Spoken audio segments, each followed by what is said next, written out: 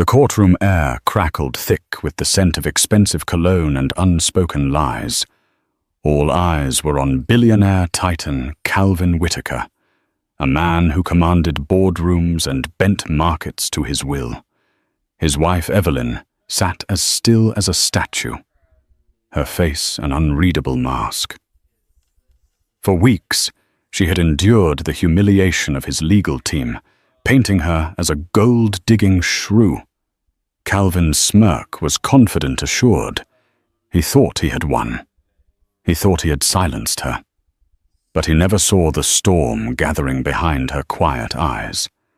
In her hands, hidden from view, was a single, unassuming flash drive, the key to unlocking a decade of secrets and lies, poised to bring his entire empire crashing to the ground.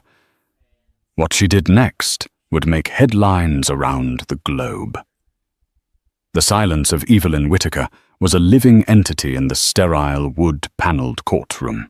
It was a weighted blanket, smothering the restless coughs of the gallery, the self-important rustle of papers from her husband's legal team, and even the air-conditioned hum that was supposed to be a neutral backdrop to the dismantling of her life. For 3 weeks, she had been a spectre at her own divorce trial, a study in unnerving stillness. Her hands elegantly manicured, but with a faint tremor she concealed by clasping them in her lap, were the only betrayers of the maelstrom within. Her husband, Calvin Whitaker, a man whose name was a synonym for ruthless success in the world of private equity, sat at the opposing table. He was the sun to her shadow, a supernova of charisma and confidence. Dressed in a bespoke suit from Savile Row, his silver-streaked hair perfectly coiffed, he would occasionally cast a glance her way. It wasn't a look of concern or even of lingering affection. It was a look of triumphant pity, the kind a predator gives its cornered prey. His eyes the color of a stormy sea would say, "Look at you, my poor foolish Evelyn, so lost without me." His legal team, a phalanx of legal gladiators from the prestigious firm of Sullivan and Cromwell, moved with the synchronized precision of a predator's jaws. Leading them was the formidable Arthur Vance, a man whose jowls shook with righteous indignation as he painted Evelyn as a spendthrift, a socialite with a cavernous void, where her ambition should be a woman who had contributed nothing to the vast Whitaker empire but her pretty face and her impeccable taste in table linens. "Mrs. Whitaker," Vance had boomed on the first day, his voice echoing in the hallowed halls of the New York County Courthouse. "Would you please detail for the court your contributions to Mr. Whitaker's business endeavors? Any late nights you spent poring over financial statements? Any crucial deals you helped broker?" Evelyn's lawyer, a competent but clearly outgunned public defender named Maria Flores, had objected. "Your Honor, my client is not on trial for her business acumen." But the damage was done. The narrative had been set. Calvin Whitaker, the self-made titan. Evelyn Whitaker, the beautiful freeloader. The media packed into the press benches like sardines in a can, lapped it up. They scribbled furiously in their notebooks, their faces illuminated by the glow of their smartphones. They were there for the spectacle, for the fall of a dynasty, and the silent, beautiful wife was a tantalizing enigma. Was she in shock? Was she medicated? Or was she, as some of the more lurid tabloids suggested, simply not very bright? Evelyn let them think what they wanted. She had learned long ago that the most powerful position to be in was to be underestimated. Calvin had taught her that, though not intentionally. He had taught her many things in their 15 years of marriage, most of them harsh, painful lessons cloaked in the guise of love and protection. Her silence was not born of weakness, but of a strategy so meticulously crafted, so deeply personal that it felt like a second skin. It was a shield against the barbs of Arthur Vance, a cloak of invisibility that allowed her to observe, to listen, to wait. Each condescending remark, each fabricated tale of her supposed extravagance was a stone she added to the fortress she was building around herself. Inside, she was anything but silent. She was a whirlwind of calculations, of memories, of a righteous fury that had been simmering for years. Today was the final day of the trial, before the judge's ruling on the division of assets. Calvin's team had presented their closing arguments, a masterful performance of legal theatre that portrayed him as a benevolent patriarch and her as a grasping opportunist. Now it was Maria Flores's turn. Her closing arguments were heartfelt, painting a picture of a devoted wife who had supported her husband, raised their 2 children, and managed their multiple households with grace and efficiency. It was a solid defense, but against the sheer firepower of Sullivan and Cromwell, it felt like a paper shield against a battering ram. As Maria's voice, earnest and clear, filled the courtroom, Evelyn's gaze drifted to Calvin. He wasn't even looking at his lawyer. His eyes were on his phone, a faint smirk playing on his lips. He was probably closing another deal, his mind already on the next conquest, the next billion. This trial was a mere annoyance, a piece of administrative fluff to be dealt with before he moved on to more important things. A cold, hard knot formed in Evelyn's stomach.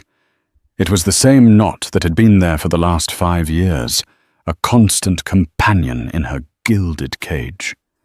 It was the knot of fear, of helplessness, of a slow, creeping realization that the man she had loved was a stranger, a monster hiding in plain sight.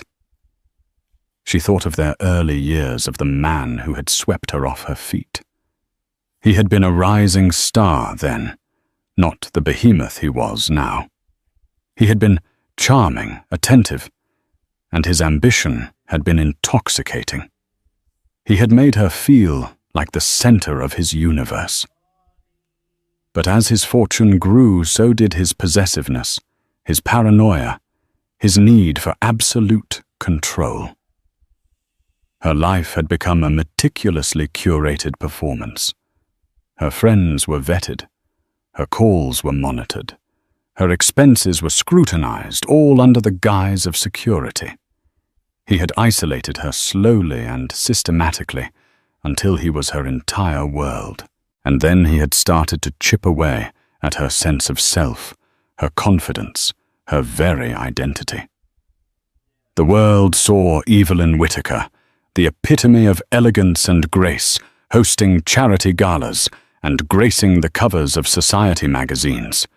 They didn't see the woman who cried herself to sleep in a bedroom the size of a small apartment, the woman whose husband would belittle her in private, calling her naive, unsophisticated, incapable of understanding his complex world. The turning point had come 2 years ago on a rainy Tuesday afternoon.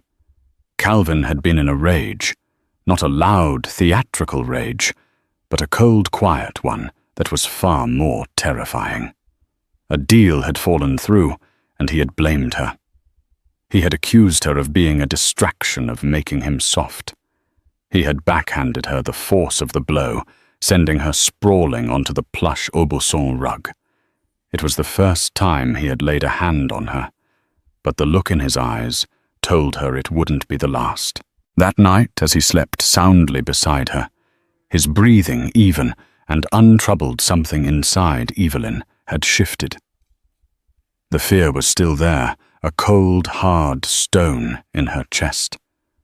But now it was accompanied by something else, a sliver of ice-cold resolve. She would not be a victim. She would not be erased. She would fight back.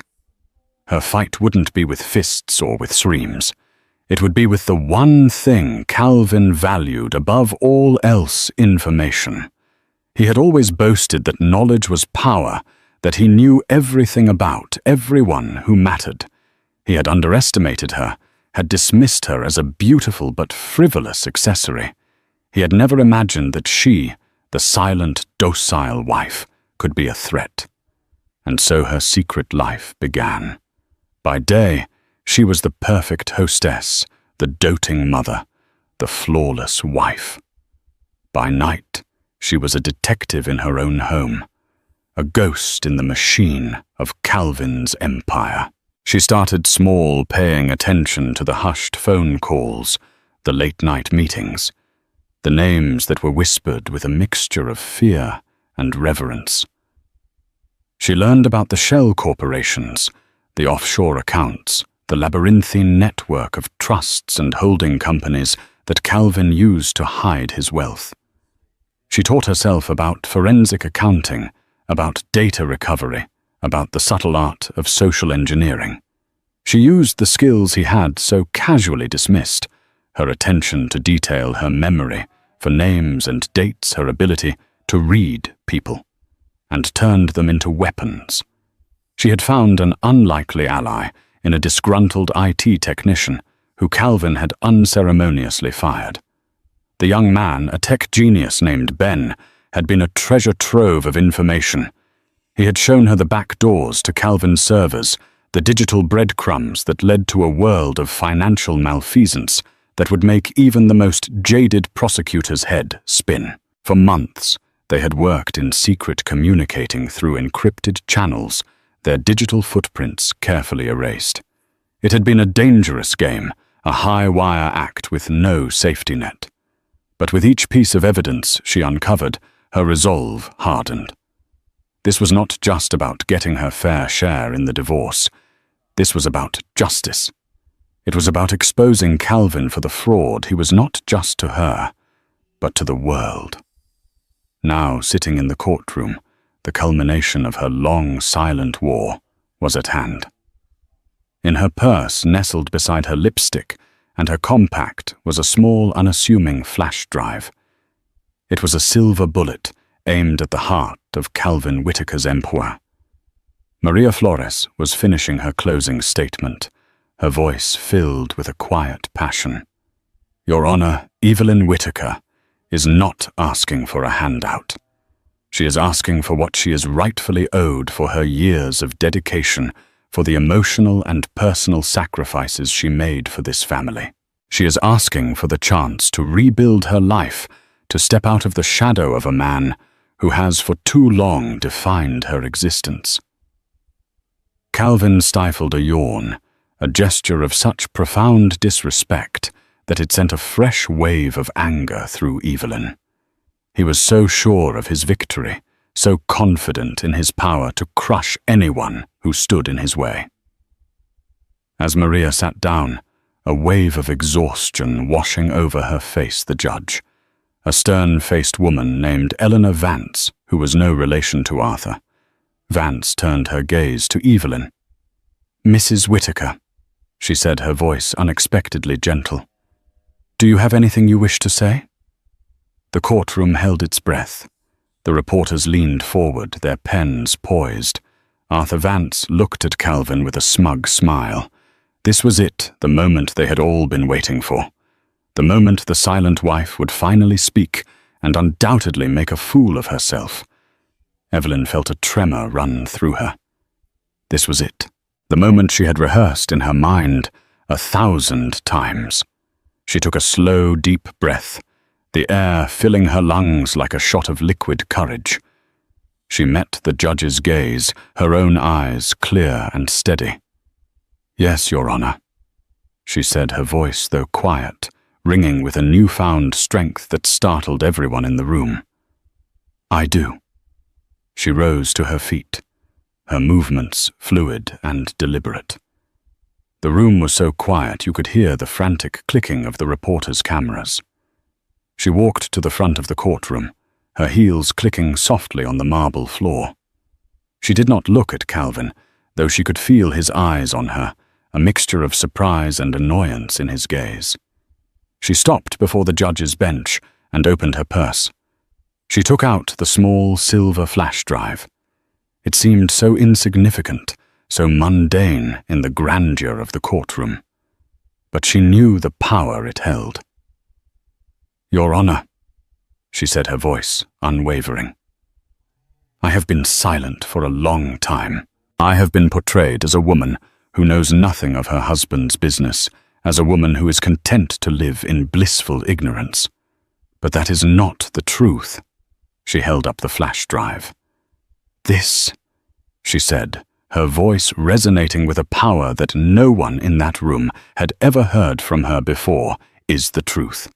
The courtroom erupted in a chorus of gasps and whispers. Arthur Vance shot to his feet, his face a mask of outrage. Objection, Your Honor. This is highly irregular. We have no knowledge of this, whatever it is. But Judge Vance silenced him with a sharp rap of her gavel. Her eyes were fixed on Evelyn, a flicker of something that looked like respect in their depths. Let her speak.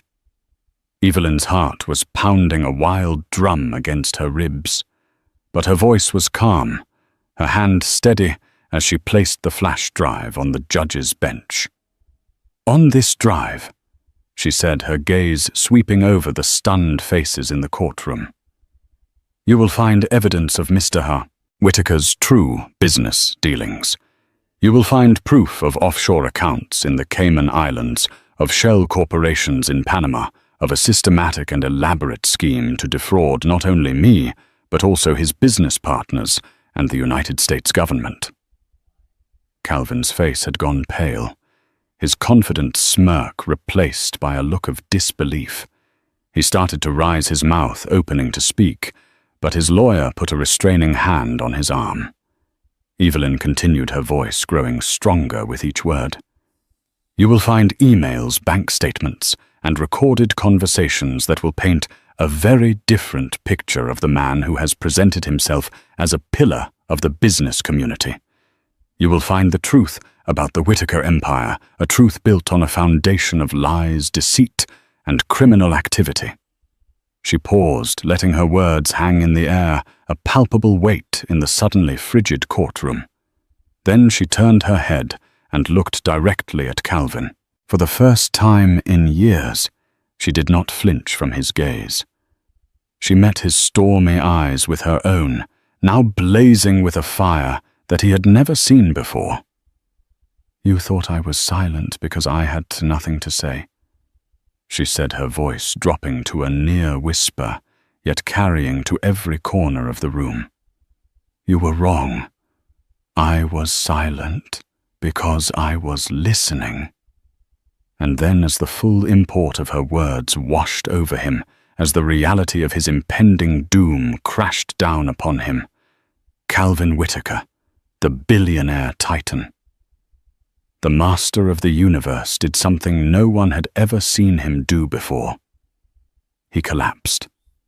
The early years of Evelyn and Calvin's marriage had been a whirlwind of champagne flutes and starlit galas, a life painted in the vibrant hues of new love and burgeoning wealth. They had met at a fundraiser for the Metropolitan Museum of Art, a world away from Evelyn's quiet upbringing in a book-filled home in Connecticut. She was an art history graduate, working as a junior curator. Her passion for the Impressionists, a quiet fire within her. He was a brash, handsome financier, his ambition a palpable force that seemed to bend the very air around him. He had pursued her with a single-minded intensity that she found both exhilarating and a little overwhelming. He sent her rare first editions of her favorite books, arranged private tours of closed museum wings, and flew her to Paris for a weekend on a whim. He listened to her, or so she thought, his eyes fixed on hers, as she spoke about Monet's use of light or Degas's fascination with movement. He made her feel seen, cherished, as if she were the most fascinating creature he had ever encountered. You're too good for that dusty museum, Evie. He would murmur, his voice a low, seductive rumble. Your canvas is the world. And for a while it was. Their wedding was a fairy tale affair, at a sprawling estate in the Hamptons, an event so lavish it was chronicled in the glossy pages of Vogue. Their life together was a blur of international travel, of ski trips to Gstaad and summers on the Amalfi Coast. Evelyn, with her innate grace and her quiet intelligence, navigated this new world with an easy elegance that made Calvin proud. She was the perfect accessory to his burgeoning empire, the serene and beautiful counterbalance to his aggressive business persona. Their first home was a palatial apartment on Park Avenue, with soaring ceilings and a view that stretched across Central Park. Evelyn filled it with art, not the sterile investment-grade pieces that were fashionable among their set, but with works that spoke to her soul, that filled the furnace rooms with color and life. Their 2 children, a son Liam and a daughter Chloe, were born into this world of privilege, their every need catered to by a small army of nannies, tutors, and drivers. To the outside world, the Whitakers were the epitome of the American dream, a golden couple blessed with beauty, wealth, and a seemingly unshakable bond.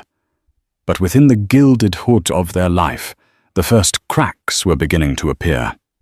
Calvin's possessiveness, which Evelyn had initially mistaken for devotion, began to take on a darker hue. Her friends, the ones from her pre-Calvin life, were gradually phased out. He would find fault with them, a subtle criticism here, a condescending remark there.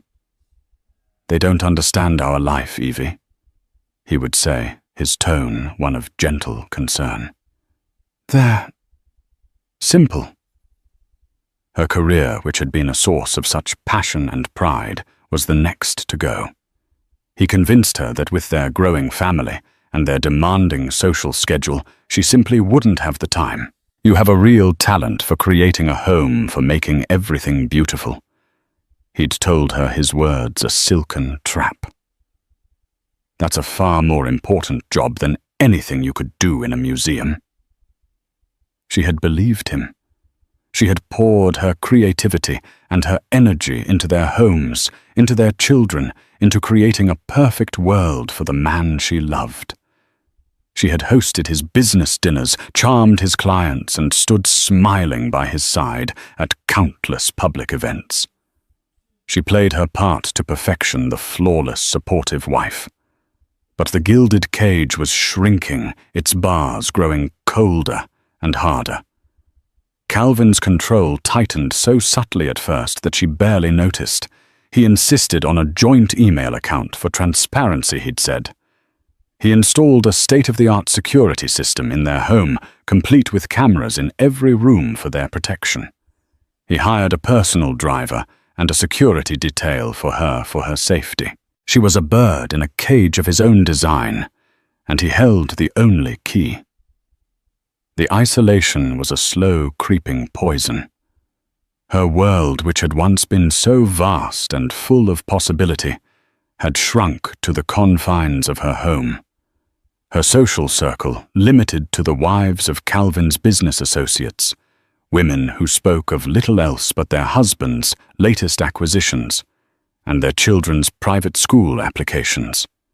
The man who had once listened so intently to her thoughts on art now dismissed her opinions with a wave of his hand. "Leave the thinking to me, Evie," he would say, a condescending smile on his lips. "You just focus on looking beautiful."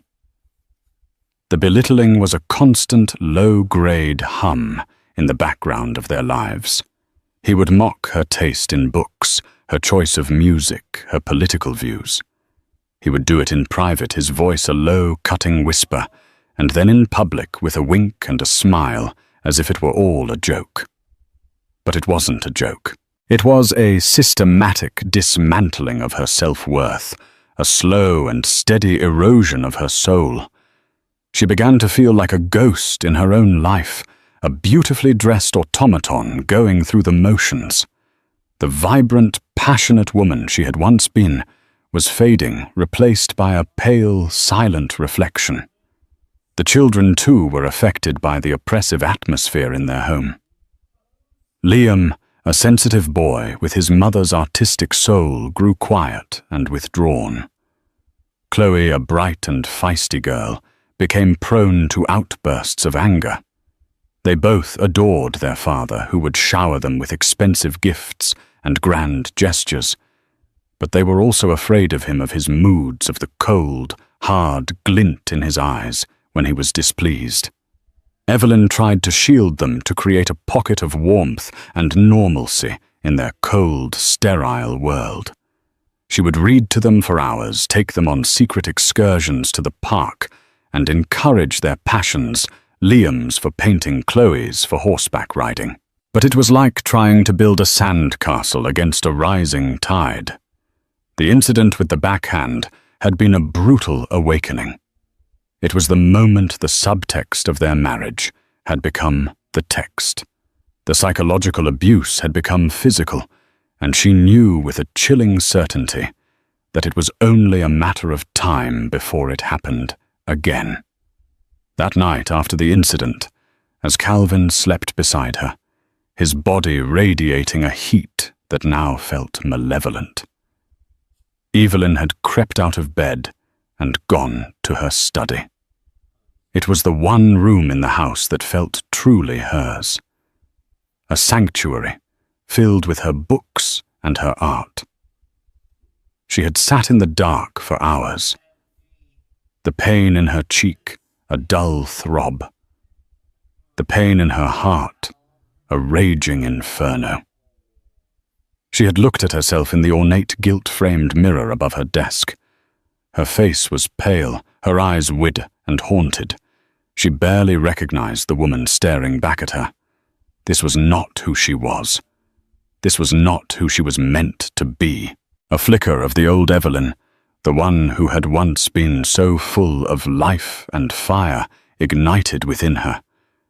It was a small, fragile flame, but it was there. And in the darkness of that night, she made a vow. She would not let him extinguish it. She would not let him win. She had no illusions about the battle ahead. Calvin was a formidable opponent with a vast fortune and an army of lawyers at his command. He was a man who collected secrets, who knew how to exploit a person's weaknesses. To fight him, she would have to become someone he would never recognize. She would have to be smarter, more patient, more ruthless than he had ever imagined she could be. Her first move was to play the part he had assigned her even more convincingly. She became the perfect docile wife, her silence a mask for the furious activity that was taking place beneath the surface. She smiled sweetly. She hosted his dinners. She wore the beautiful clothes he bought her. She let him believe he had broken her. Her second move was to start gathering information. She began to pay attention to the names he mentioned on his hushed phone calls, the documents he left lying on his desk, the fragments of conversations she overheard. She started to piece together the puzzle of his business dealings, a puzzle that was far darker and more complex than she had ever imagined. She discovered the world of offshore banking, of shell corporations, of creative accounting that bordered on outright fraud. She learned that the Whittaker Empire, which the world saw as a monument to Calvin's business genius, was in fact a house of cards, built on a foundation of tax evasion, money laundering, and illegal backroom deals. She knew she couldn't do it alone. She needed help, someone with the technical expertise to navigate the digital labyrinth of Calvin's financial world. And then she remembered Ben. Ben Carter had been a junior IT technician at Whittaker Holdings, a young, brilliant coder who had been fired for a minor infraction, a scapegoat for a larger security breach that had been Calvin's own fault. Evelyn had always liked Ben, had found him to be a kind and decent young man. She had a feeling he would be more than willing to help her bring Calvin down. Finding him had been a challenge. He had, it seemed, dropped off the face of the earth. But Evelyn was a woman with a newfound purpose. She used her skills, her intelligence, her ability to connect the dots, and she found him living in a small, cramped apartment in Queens, working as a freelance cybersecurity consultant. He had been wary at first, his eyes filled with a mixture of fear and suspicion. But as she laid out her story, as he saw the quiet determination in her eyes, his skepticism turned to a grim resolve. He too had a score to settle with Calvin Whitaker. Together they became a clandestine team, a two-person army waging a secret war against a corporate Goliath. By day, Evelyn was the perfect wife, her life a carefully orchestrated performance. By night, she was a digital warrior, her study transformed into a command center, her computer screen a battlefield. Ben was her guide, her mentor, her partner in this high-stakes game. He taught her how to use encrypted communication channels, how to clone hard drives, how to trace the flow of money through a dizzying network of international banks. He was the architect of their digital assault, and she was the boots on the ground, the spy in the enemy camp. For months, they worked in the shadows, their every move a calculated risk. There were close calls moments when she thought they would be discovered, but they were careful, they were meticulous, and they were driven by a shared sense of purpose. Slowly, painstakingly, they began to amass a mountain of evidence, a digital smoking gun that would expose Calvin's crimes to the world. They found the hidden ledgers, the coded emails, the recordings of his incriminating conversations. They uncovered a shadow empire, a world of darkness and deceit that lay hidden behind the glittering facade of the Whitaker name. The flash drive was the culmination of their work, a Pandora's box of secrets that she now held in her hand. It was the key to her freedom, the weapon that would finally bring down the man who had tried to destroy her. As she stood before the judge, the courtroom in an uproar, her gaze locked on her husband's collapsing form, she felt a strange sense of calm. The fear that had been her constant companion for so long was gone, replaced by a cold, clear certainty. She had been in a gilded cage for 15 years, a beautiful prisoner in a life of luxury. But now the cage was broken, and she was finally, terrifyingly free. The transformation of Evelyn Whitaker from a society wife into a forensic investigator began in the dead of night in the hushed quiet of her Park Avenue apartment. While Calvin slept, his breathing a steady, untroubled rhythm beside her, Evelyn would slip out of their cavernous bedroom and pad down the hallway to her study. This room, once a sanctuary for her art books and quiet contemplation, became her war room. Her first forays were tentative, clumsy. She started with the physical world, the tangible remnants of Calvin's business life that he carelessly left in his wake. He was a man who believed himself to be untouchable, and his arrogance was his Achilles heel. He would leave unlocked briefcases in his home office, half-shredded documents in the wastebasket, and his personal laptop logged in and open on his desk. In the beginning, she didn't know what she was looking for. She would photograph documents with her phone, her hands trembling, the click of the shutter sounding like a gunshot in the silent house. She would piece together shredded papers on her desk, the task a frustrating jigsaw puzzle that yielded cryptic names of companies she'd never heard of. Viridian Holdings, Azure, Global Odyssey Trust. The names sounded innocuous, even poetic, but a cold knot of intuition told her they were anything but. She created a secret email account and began a digital scrapbook of her findings, a chaotic collection of names, dates, and account numbers that slowly began to form a terrifying picture. Calvin wasn't just aggressive in his business dealings. He was operating in a legal and ethical grey area that was rapidly bleeding into black. But she soon realized that the paper trail was only the surface. The real secrets, the truly damning evidence would be digital, and for that, she needed help. She needed Ben Carter. Finding Ben was the first real test of her newfound resolve. Calvin had not just fired him. He had systematically destroyed the young man's reputation, blacklisting him from every major tech firm in the city. Ben had become a ghost, his digital footprint all but erased. But Evelyn remembered a detail from a long-ago conversation at a company picnic.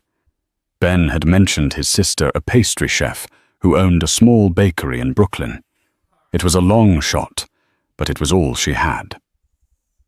One crisp autumn afternoon, under the guise of trying a new patisserie she'd read about, Evelyn had her driver take her to a charming flower-dusted shop called The Rolling Pin. She bought a box of macarons and, with her heart pounding, asked the friendly young woman behind the counter if she knew a Ben Carter. The woman's eyes narrowed with suspicion. Whose asking Evelyn had rehearsed this moment? She didn't lie. Not entirely. "My name is Evelyn Whittaker," she said softly. "Your brother used to work for my husband. I believe he was treated unfairly. I want to help." Perhaps it was the desperation in her eyes, or the simple fact that she was there in person, that convinced Ben's sister. She disappeared into the back of the shop and returned a few minutes later with a slip of paper. On it was a single untraceable burner phone number. Their first conversation was tense. Ben was understandably paranoid. "How do I know this isn't a trap?" he'd asked, his voice tight with suspicion. "How do I know Calvin Whittaker didn't send you?" Because Evelyn had replied, her own voice low and urgent.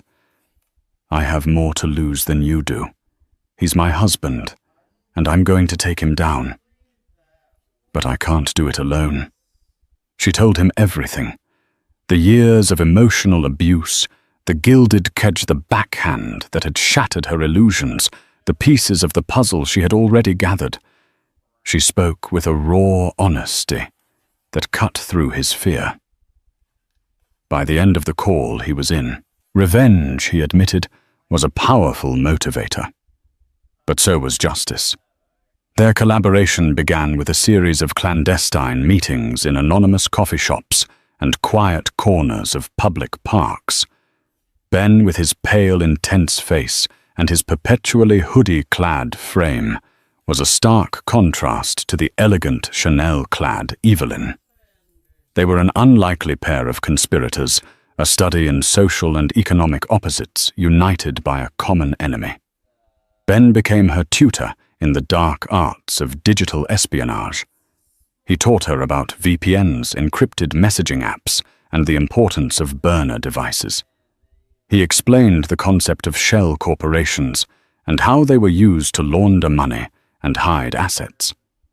He drew diagrams on napkins explaining the complex web of transactions that moved money from a legitimate New York bank account to an untraceable trust in the Cayman Islands. Under his guidance, Evelyn's study transformed. She purchased a new laptop, one that was never connected to her home Wi-Fi network. She used public networks, her face obscured by a hat and sunglasses, as she logged on from coffee shops and libraries. Ben installed a suite of sophisticated software on her machine tools that could clone hard drives, recover deleted files, and crack passwords. Her first major breakthrough came one night when Calvin was away on a business trip to Hong Kong.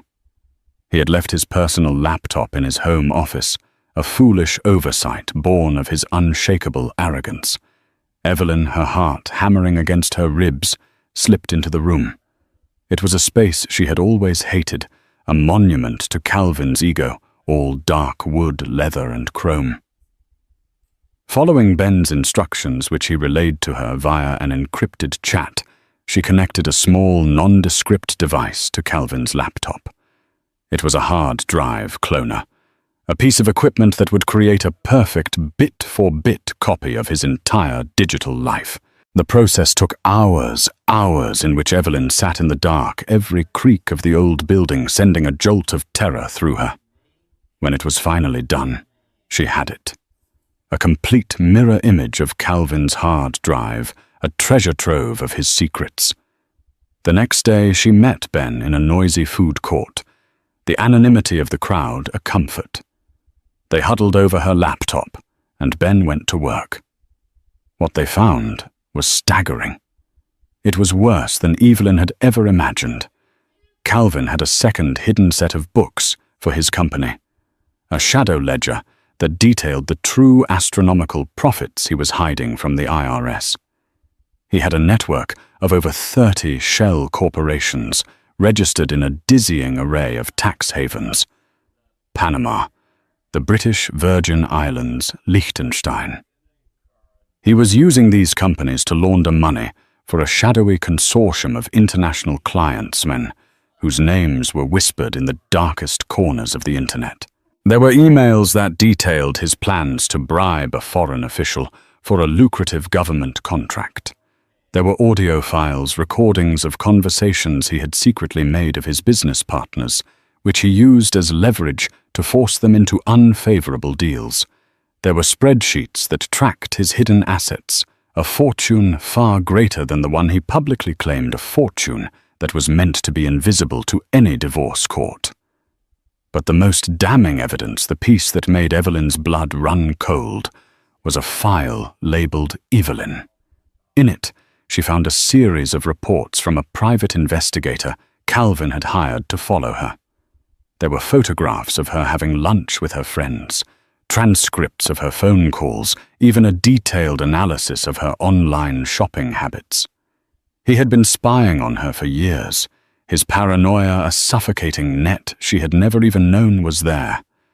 The discovery was a violation, a profound and sickening betrayal. But it was also a gift. It erased any lingering doubt, any shred of sentimentality she might have had for the man she had once loved. He was not just a criminal, he was a monster, and he needed to be stopped. The final piece of the puzzle was a series of encrypted transactions to a trust in the Cayman Islands named the Serafina Trust. The name struck a chord with Evelyn. Serafina had been the name of her grandmother, a detail she had shared with Calvin in the early, intimate days of their relationship. It was a cruel, twisted inside joke, a way for him to flaunt his hidden wealth right under her nose. With Ben's help, she was able to trace the source of the funds flowing into the Serafina Trust. It was a complex web designed to be untraceable.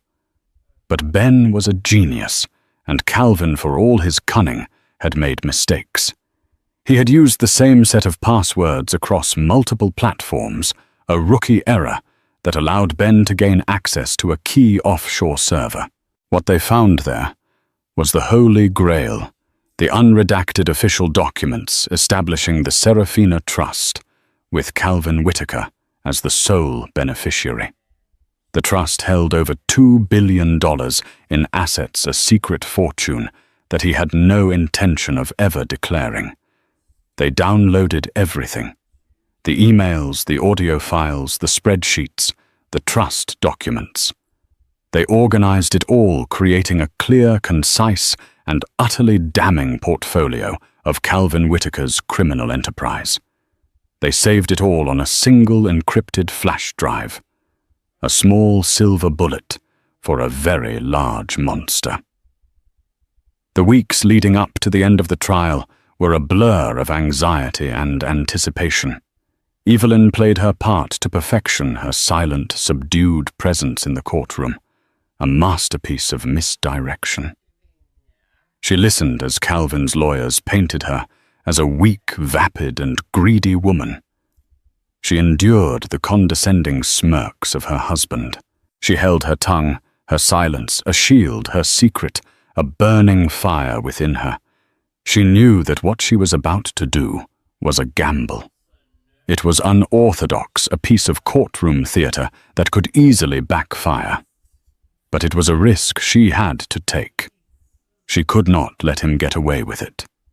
She could not let him erase her and then walk away with his empire, his reputation, and his secrets intact.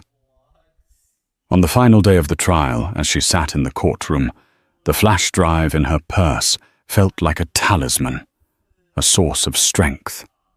She had gone from a prisoner to a warrior, from a victim to the architect of her own liberation. When the judge asked her if she had anything to say, the moment she had been waiting for had arrived. The fear was still there, a faint tremor in the background, but it was overshadowed by a fierce, unshakable resolve. She was no longer Evelyn Whittaker, the silent wife.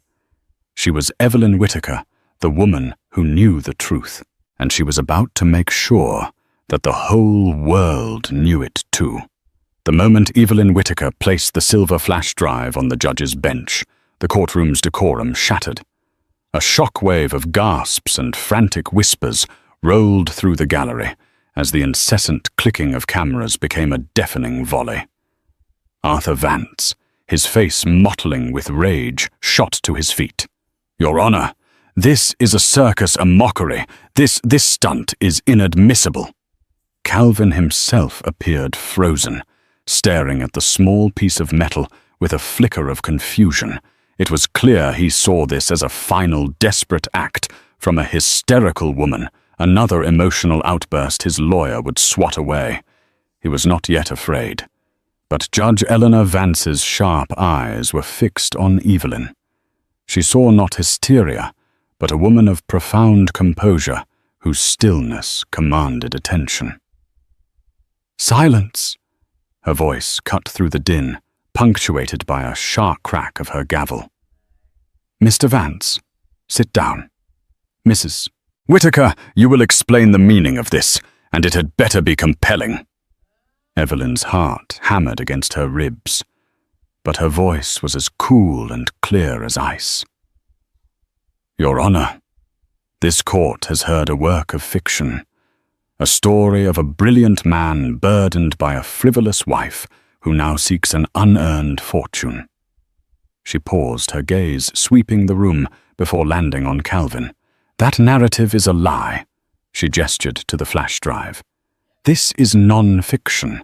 It contains the truth of the Whittaker Empire, a truth my husband has gone to extraordinary lengths to conceal from this court and from the Internal Revenue Service." "Objection!" Vance roared. "Wild, unsubstantiated accusations." "This is slander." "Is it Mr. Vance?" Evelyn's voice sliced back. "Then you won't mind if the court examines its contents." Judge Vance held up a hand. "You are making very serious allegations, Mrs. Whittaker." "I understand perfectly." "Your Honor," Evelyn replied, her voice unwavering, "just as I now understand the consequences of remaining silent. My husband prides himself on knowing everyone's secrets. He just never imagined I would learn to use that strength against him." The dawning horror on Calvin's face showed he finally understood. This was not a plea. This was an execution. "Your Honor," Evelyn continued, turning back to the bench. "On this drive is a complete mirrored copy of my husband's personal hard drive, along with files recovered from the offshore servers of Whittaker Holdings. It contains, among other things..." She began to list its contents, each word a hammer blow against the foundation of Calvin's life. A hidden ledger for Whittaker Holdings, detailing over $3 billion in undeclared income. The reporters scribbled furiously. A detailed list of more than 30 shell corporations in Panama and the Cayman Islands used to launder money and evade U.S. taxes. Arthur Vance sank into his chair, his face ashen. "Emails between my husband and Mr. Sergei Volkov, a man currently under sanction by the U.S. Treasury Department discussing the movement of untraceable funds. A gasp went through the gallery. Two men in the front row. Calvin's senior partners exchanged horrified glances as she continued. Audio recordings of my husband blackmailing them into selling their shares for a fraction of their worth. And finally, Evelyn said, her voice dropping, you will find the founding documents for a trust in the Cayman Islands called the Serafina Trust, a trust that currently holds over $2 billion in hidden assets of which my husband is the sole beneficiary. She let the name hang in the air, then locked eyes with Calvin. He named it after my grandmother. A private joke, I suppose. This final intimate detail was the most devastating blow. It was a revelation of such profound cruelty that it stripped away the last vestiges of Calvin's facade. The powerful titan vanished, replaced by a common thief, a petty vindictive man. For a long moment, the courtroom was utterly silent. Calvin stared into the middle distance, his face a ghastly white. His arrogance, his confidence, his very presence seemed to shrink. He was a man watching the complex architecture of his life, built on a foundation of lies, get demolished by the one person he had never considered a threat. Then his eyes rolled back in his head. A low, guttural sound escaped his lips, and his body went slack. He slumped forward, his head hitting the defense table with a sickening thud. Before he slid from his chair, a boneless, undignified heap on the floor. The room exploded. "Medic!" someone screamed. Reporters surged forward, cameras flashing, capturing the ignominious fall.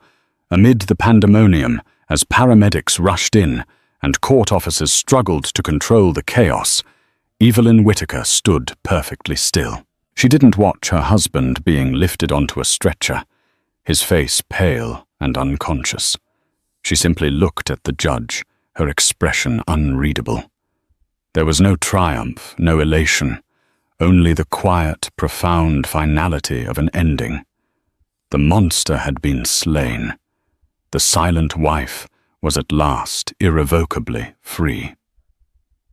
The collapse of Calvin Whittaker was a detonation that sent shockwaves from Wall Street to the highest circles of New York society. The media frenzy was instantaneous and merciless.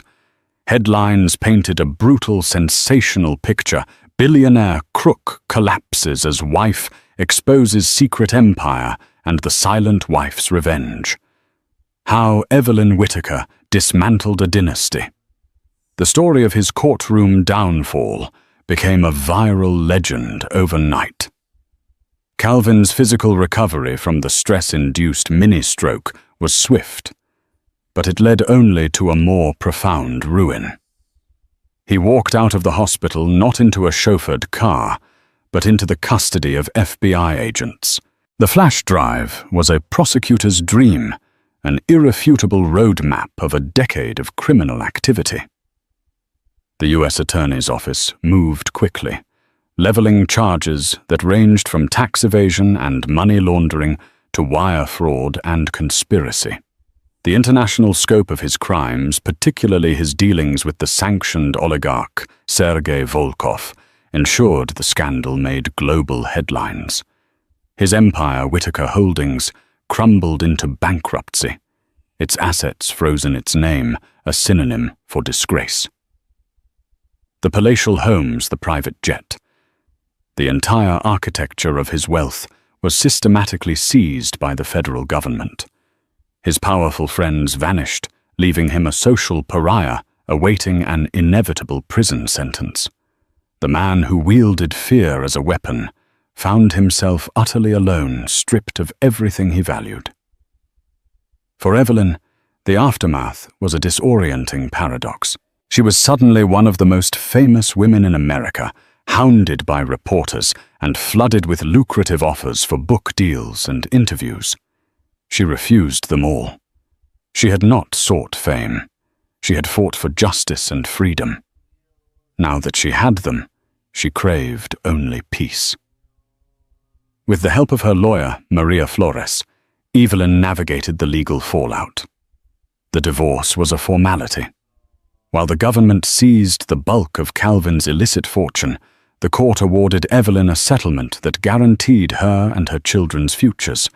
But the money was merely a tool. The real prize was her autonomy. She and the children, Liam and Chloe, left the oppressive grandeur of Park Avenue behind. Their new home was a bright, airy brownstone on a quiet, tree-lined street in Brooklyn. It was a fraction of the size of their old residence, but felt infinitely larger, filled with the promise of a new beginning rather than the ghosts of a toxic marriage. The children, though shaken by their father's fall, proved resilient. They had witnessed their mother's quiet courage, and it had empowered them. In the warmth of their new home, away from the suffocating pressure of their old life, they began to heal. Liam's art exploded with newfound color and life, while Chloe's laughter returned echoing through a nearby equestrian center. Evelyn, too, began the slow process of rediscovering herself. She shed the designer armor she had worn for years, finding comfort in simple clothes that felt like her own. She reconnected with old friends whose honesty was a balm after years of social calculation. She enrolled in art history classes, not for a degree, but for the simple joy of reigniting a long-dormant passion. The scars remained. There were days marked by waves of anxiety, phantom echoes of the fear that had been her constant companion. Healing, she learned, was not a destination, but a quiet, steady journey. One spring evening about a year after the trial, she sat in her small garden, the air fragrant with jasmine. Liam was strumming a guitar in his room, and Chloe was chatting with a friend upstairs. It was a scene of such simple, profound peace. Reading a book of poetry, a line resonated deep within her. Someone I loved once gave me a box full of darkness. It took me years to understand that this too was a gift. She thought of Calvin and the crucible of her marriage. The darkness had not destroyed her. It had forged her. It had revealed a strength she never knew she possessed. The gift was not the pain, but her survival of it. A few weeks later, a letter from Ben Carter arrived. The government had given him a substantial reward for his role in the case, which he had used to start his own cybersecurity firm, dedicated to helping victims of financial fraud. "You inspired me to use my skills for good," he wrote. "Thank you, Evelyn." A genuine smile touched her lips. She picked up her phone and dialed his number. "Ben?" she said, her voice clear and full of purpose. "It's Evelyn. I have an idea." The silent wife was a memory. In her place stood a woman defining herself on her own terms, a survivor, a mother and a woman who was about to turn a box full of darkness into a beacon of light for others. Evelyn Whitaker's story isn't just a tale of revenge. It's a powerful testament to the silent strength that resides in so many who feel trapped and voiceless. It's a reminder that the most underestimated person in the room is often the most observant, and that true power isn't about the noise you make, but the truth you hold. Evelyn's journey from a gilded cage to a life of purpose, using her settlement to establish a foundation that helps victims of financial and domestic abuse, shows that our deepest wounds can become our greatest strengths. Her story resonates because it's a story of liberation, a fight not just for justice, but for the right to one's own soul. If Evelyn's incredible journey from silent wife to unstoppable force moved you, please hit that like button and share this video with someone who needs to hear a story of courage and resilience. Don't forget to subscribe to our channel and ring that notification bell so you won't miss our next real-life drama, that will have you on the edge of your seat. Thank you for listening.